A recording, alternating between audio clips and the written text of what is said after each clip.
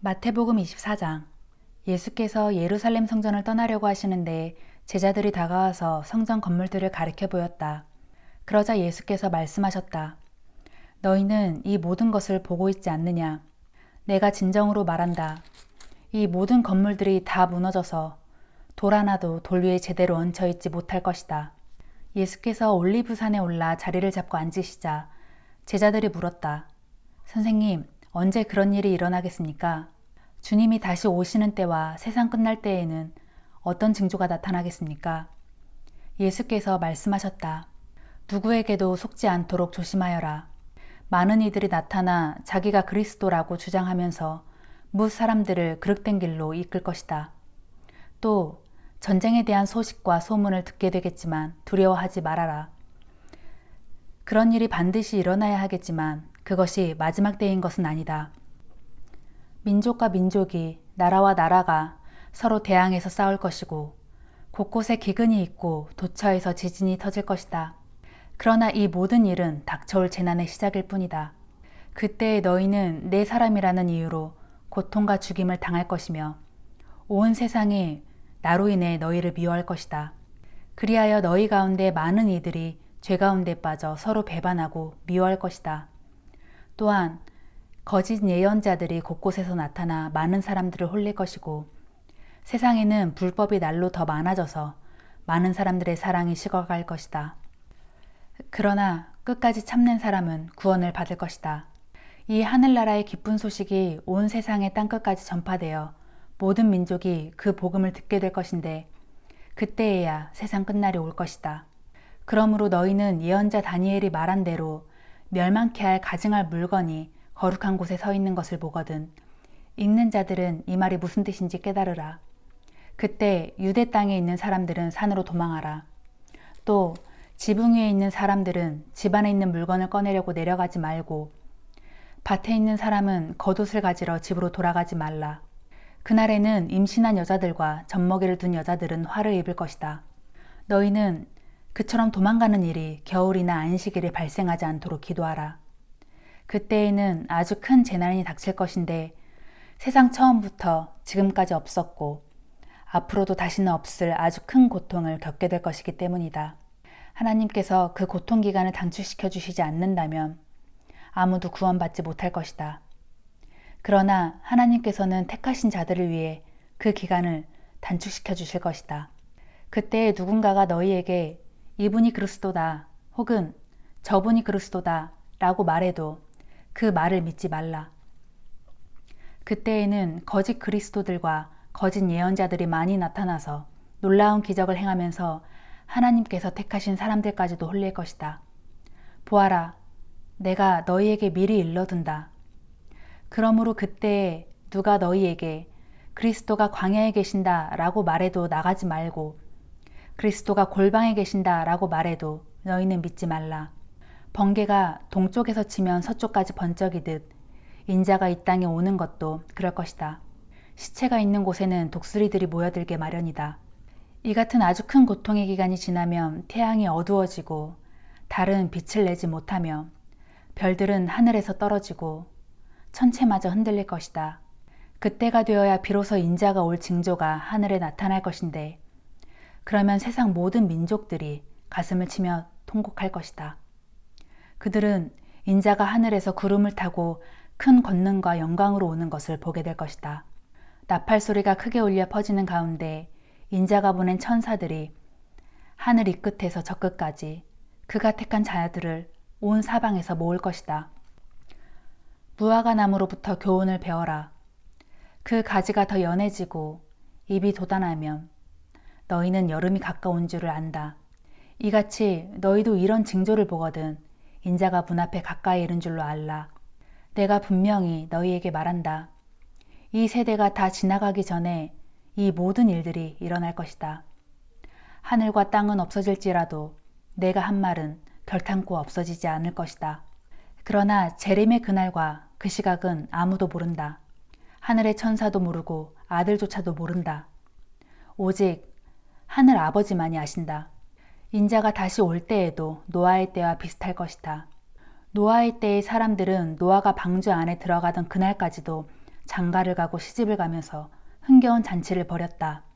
큰 홍수가 나서 그들을 모두 쓸어갈 때까지도 사람들은 무슨 일이 일어나고 있는지 전혀 알지 못했다.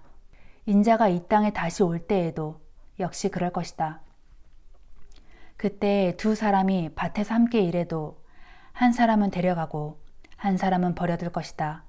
두 여자가 함께 맷돌을 갈아도 한 사람은 데려가고 한 사람은 버려둘 것이다. 그러므로 항상 깨어 있어라. 언제 주께서 다시 오실는지 너희는 알지 못하기 때문이다. 이것을 명심하여라. 밤중에 도둑이 언제 들지를 안다면 집주인은 깨어 있으면서 도둑이 들지 못하도록 집을 단단히 지키고 있을 것이다. 그러므로 너희도 준비하고 있어야 한다. 너희가 생각지도 않은 때에 인자가 이 땅에 다시 올 것이기 때문이다. 지혜롭고 충성스러운 종은 어떤 사람이겠느냐? 주인이 맡긴 집을 잘 관리하고 집안 사람들에게 때맞춰 음식을 잘 공급해주는 사람일 것이다. 주인이 돌아와서 종이 자기가 맡은 일을 충실하게 하고 있는 것을 보게 된다면 그 종은 칭찬을 받을 것이다. 내가 진정으로 너희에게 말한다. 주인은 이런 충성스러운 종에게 자신의 모든 재산을 맡길 것이다. 그러나 만일 그 종이 악한 마음을 품고 주인이 돌아올 날이 아직 멀었다 하고 생각하면서 동료 종들을 때리고 술 친구들과 어울려 흥청망청 먹고 마신다면 어느 날 생각지도 않은 때에 집주인이 돌아와서 그 종에게 엄한 벌을 내리고 위선자들과 함께 감옥에 가둘 것이다. 그러면 그 종은 거기서 가슴을 치며 슬피 울면서 이를 갈 것이다. 그때 하늘나라는 10처녀가 등불을 들고 신랑을 맞으러 나간 것에 비유할 수 있다. 10처녀 가운데 5은 어리석고 5은 슬기로웠다. 어리석은 5처녀들은 등잔을 가지고 있으면서도 기름 채우는 것을 잊어버렸다. 하지만 슬기로운 5처녀들은 등잔에 기름을 가득 채워 가지고 있었다. 밤이 늦도록 신랑이 오지 않자 처녀들은 모두 졸다가 잠이 들었다. 그런데 한밤중에 갑자기 신랑이 온다. 어서 나와 신랑을 맞이하여라 하고 외치는 소리가 들려왔다. 그러자 처녀들은 모두 자리에서 일어나 각자 자기 등불을 챙겼다. 이때 기름을 채워놓지 않은 어리석은 처녀들은 다른 슬기로운 처녀들에게 등잔불이 꺼져가니 기름을 좀 나누어다오 하고 청했다.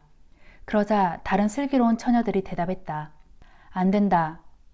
우리 것을 나누어 주면 우리마저 모자라게 된다. 그러니 너희가 쓸 기름은 기름 장수에게 가서 사오는 것이 좋겠다. 어리석은 5처녀들은 할 수 없이 기름 장수에게 기름을 사러 갔다. 하지만 그들이 기름을 사러 간 사이에 신랑이 왔다. 그래서 준비하고 있던 슬기로운 5처녀들은 신랑과 함께 결혼잔치에 들어갔고 문이 잠겼다. 한참 후에 기름을 사서 돌아온 어리석은 5처녀들이 문 밖에서 서서 외쳤다. 주님, 주님, 문 좀 열어주십시오. 그러나 신랑이 안에서 대답했다. 내가 진정으로 너희에게 말한다. 나는 너희를 알지 못한다. 그러므로 항상 깨어 있어라. 너희는 인자가 언제 다시 올는지 그 날과 그 시각을 알지 못하지 않느냐. 또 하늘나라는 멀리 여행을 떠나려는 주인이 자기 종들을 불러 돈을 맡기는 것에 비유할 수 있다. 그 주인은 종들의 능력에 따라 각각 5달란트, 2달란트, 1달란트를 맡기고는 먼 여행을 떠났다. 5달란트를 받은 종은 그 돈으로 장사를 하여 5달란트를 더 벌었다. 2달란트를 받은 종도 그렇게 하여 2달란트를 더 벌었다.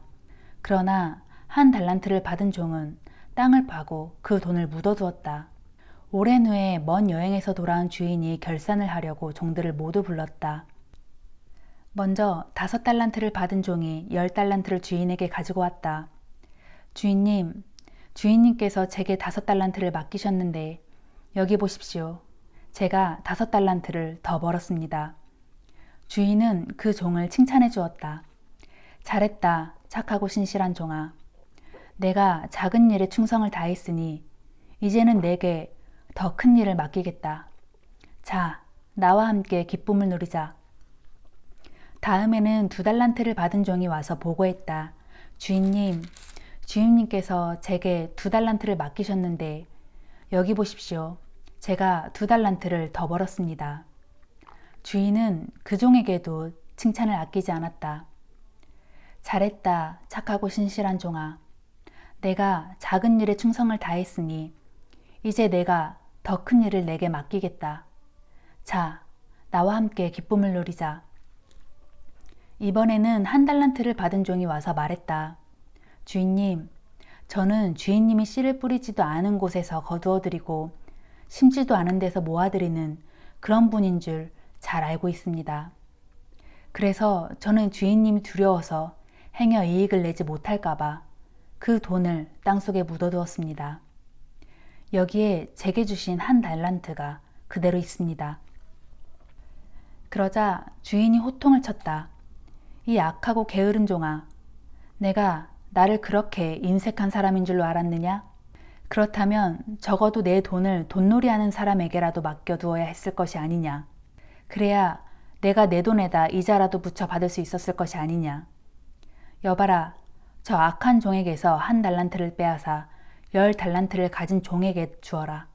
가진 것을 잘 활용하는 사람은 더 많이 받아서 더 풍족하게 될 것이고, 가진 것을 활용할 줄 모르는 사람은 가지고 있는 것마저도 빼앗길 것이다. 그리고 저 아무짝에도 쓸모없는 종을 바깥 어두운 곳에 내쫓아라. 거기서 가슴을 치며 슬피 이를 갈게 될 것이다. 인자가 영광에 둘러싸여 모든 천사들을 거느리고 와서 영광스러운 보좌에 앉을 때 모든 민족이 그 앞에 모일 것이다.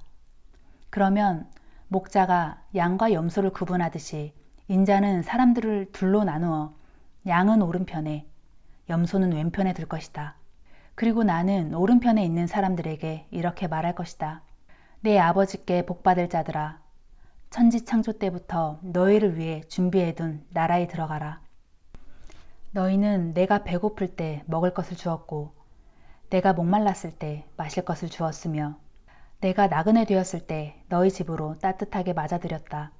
내가 헐벗었을 때 입을 것을 주었고, 내가 병들었을 때와 감옥에 갇혔을 때 나를 찾아와 주었다. 그러면 내 아버지께 복받은 의로운 자들은 이렇게 대답할 것이다. 주님, 저희가 언제 주님이 배고프신 것을 보고 음식을 드렸으며 주님이 목마르신 것을 보고 마실 것을 드렸습니까? 저희가 언제 주님이 나그네 되신 것을 보고 주님을 도와드렸으며 주님이 헐벗으신 것을 보고 주님께 입을 것을 드렸습니까? 또 저희가 언제 주님이 병드셨거나 감옥에 갇히신 것을 보고 주님을 찾아뵈었습니까? 그러면 왕은 이렇게 말할 것이다. 내가 진정으로 너희에게 말한다. 너희가 여기 있는 내 형제들 가운데 가장 보잘것없는 사람 하나에게 해준 것이 곧 내게 해준 것이다. 그런 후에 나는 왼편에 있는 사람들을 향해 이렇게 말할 것이다. 저주받은 자들아, 내게서 물러가 마귀와 그 졸개들을 위해 준비해둔 영원한 불 속으로 들어가라. 너희는 내가 배고플 때 먹을 것을 주지 않았고 내가 목마를 때 마실 것을 주지 않았다. 내가 나그네 되었을 때 나를 따뜻하게 맞아들이지 않았고 내가 헐벗었을 때 내게 입을 것을 주지 않았다.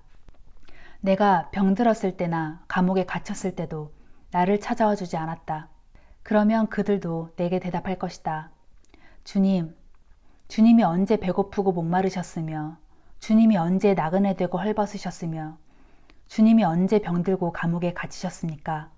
언제 주님께 그런 일이 있었기에 그런 주님을 보고도 저희가 주님을 돌보아드리지 않았다고 말씀하시는 겁니까?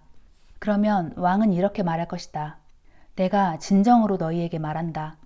여기 있는 내 형제들 가운데 가장 보잘것없는 사람 하나에게 해주지 않는 것이 곧 내게 해주지 않은 것이다.